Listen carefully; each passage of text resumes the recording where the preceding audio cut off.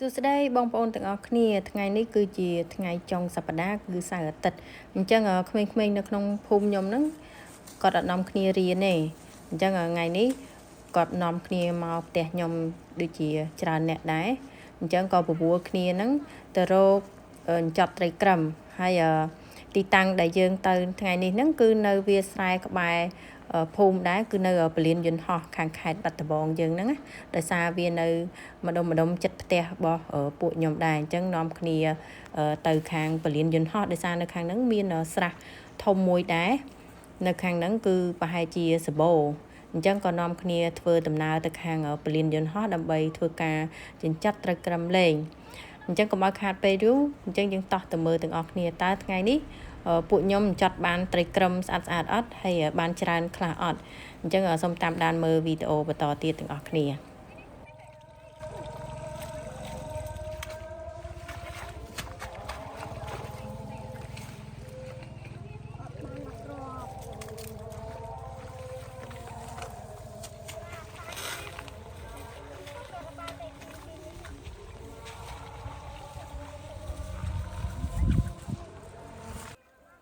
ដូចបងប្អូនបានមើលនៅក្នុងវីដេអូរបស់ខ្ញុំឃើញស្រាប់ហើយ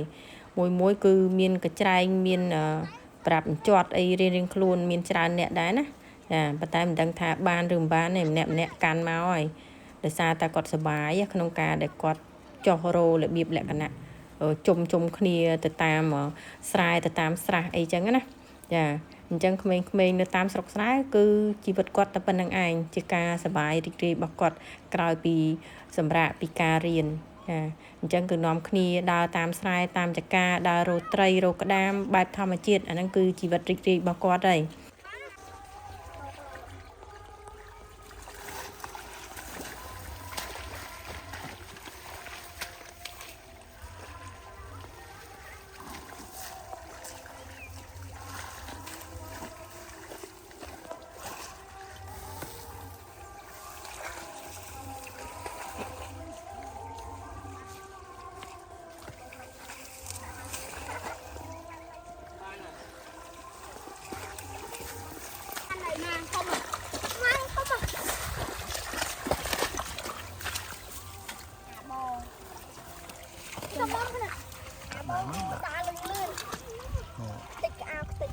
มันมอมวยเนี่ยหมอbón là toàn ban mũi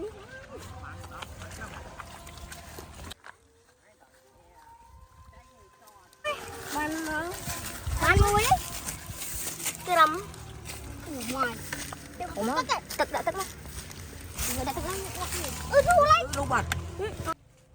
សម្រាប់អាកាសធាតុថ្ងៃនេះវារៀងក្តៅដែរប៉ុន្តែទោះមេឃក្តៅមិនក៏ក្មេងៗនៅតែទឹកមុខមួយដូចសបាយរីករាយណាដោយសារតែបានជុំគ្នាថ្ងៃសារៈចុងសប្តាហ៍អញ្ចឹងក៏នេះជាការកំសាន្តមួយលក្ខណៈសាមញ្ញប៉ុន្តែខ្ញុំគិតថាជាសេចក្តីសុខរបស់ក្មេងៗណាអានេះ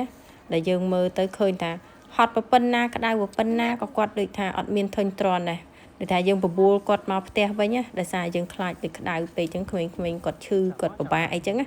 អត់មានចង់មកអីទេគឺនៅតែចង់ដើរអញ្ចត់ទៀតអញ្ចឹងក៏នាំគ្នាឲ្យគាត់បន្តអញ្ចត់ទៀតទៅ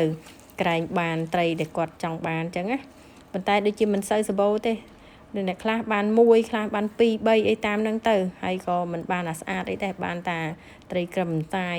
ធម្មតាទេមិនមានដូចថាសបោល្អទេ